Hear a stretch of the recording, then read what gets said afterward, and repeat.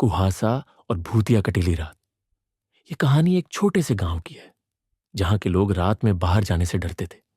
लोग कहते थे कि उस गांव के पास एक पुराना जंगल था जिसे कटीली रातों का जंगल कहा जाता था।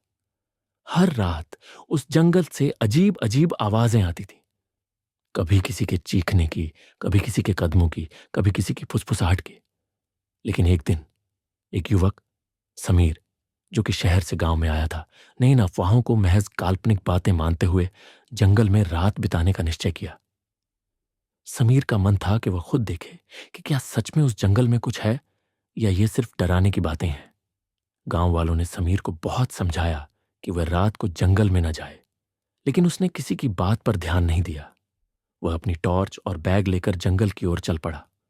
उसकी सोच थी कि अगर वह जंगल में रात गुजार लेता है तो सबको यह बता सकेगा कि यह महज एक झूठ है। रात का समय था और समीर जैसे ही जंगल में घुसा, एक अजीब सी खामोशी छा गई। हवा भी जैसे थम सी गई थी। उस खामोशी में उसकी टॉर्च की हल्की सी रोशनी भी बहुत तीव्र महसूस हो रही थी। समीर गहरी सोच में डूबा हुआ था कि अचानक उसे किसी की फुसफुसाहट सुनाई दी। उसकी नजरें चौकस हो गईं। उसने चारों ओर देखा, लेकिन कोई नहीं था। वह डर के बजाय थोड़ा हंसा और सोचा कि शायद यह जंगल की आवाजें ही होंगी। लेकिन फिर से वही आवाज आई, इस बार और भी करीब से। तुम यहां क्यों आए हो? समीर ने पलटकर देखा, लेकिन वहां कोई नहीं था। उसकी धड़कन तेज हो गई। वह अब सचमुच घबराने लगा था, लेकिन उसने अपनी हिम्मत जुटाई और सोचा कि वह जंगल में अपनी रात पूरी करेगा, ताकि बाद में वह दूसरों को यह साबित कर सके कि यहां कोई भूत प्रेत नहीं है। जैसे जैसे वह जंगल में और अंदर गया, अचानक एक अजीब सी ठंडी हवा चलने लगी और उसकी टॉर्च की रोशनी भी मध्यम होने लगी। उसने अपनी टॉर्च को हिलाया, लेकिन रोशनी बढ़ने के बजाय और भी फीकी पड़ने लगी। समीर के मन में अब डर समाने लगा था। उसकी घबराहट को महसूस करते हुए उसने एक बार फिर से आवाज सुनी, तुमने हमारी शांति भंग की है, अब तुम्हें इसका खामियाजा भुगतना होगा। समीर ने झुंझलाते हुए कहा, कौन है? दिखो तो सही। उसकी आवाज गहरी खामोशी में खो गई, लेकिन फिर एक तेज हवा के झोंके के साथ सामने एक आकृति उभरने लगी। वह आकृति धीरे धीरे सामने आई, एक धुंधली सी काया, जैसे किसी के शरीर की छाया। समीर का दिल तेजी से धड़कने लगा और उसकी सांसें अटकने लगीं। तुम कौन हो? समीर कांपते हुए बोला। हम वो हैं जो इस जंगल में सदियों से बसी हुई है।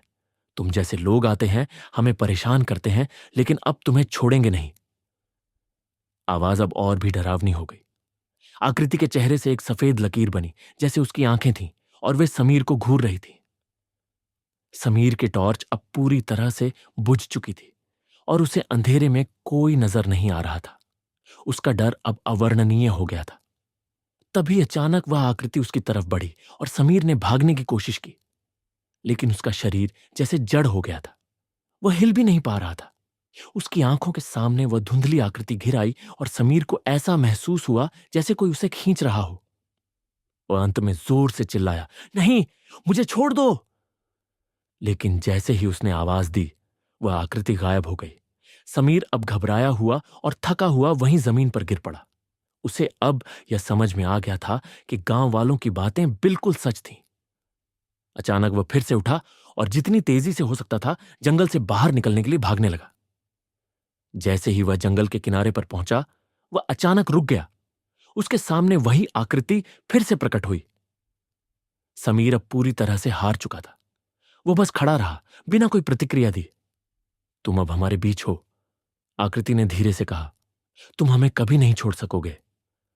और फिर एक तेज चीख के साथ समीर की आंखें बंद हो गईं। अगली सुबह गांव वालों ने देखा कि समीर की लाश जंगल के पास पड़ी हुई थी, लेकिन उसकी आंखों में एक डर और एक प्रश्न था, जैसे वह कुछ कहना चाहता हो। गांव वालों का मानना था कि समीर ने वही गलती की जो पहले औरों ने की थी। वह इस भूतिया जंगल की शक्ति को चुनौती देने का साहस किया, और अब वह भी इस जंगल का हिस्सा बन चुका था।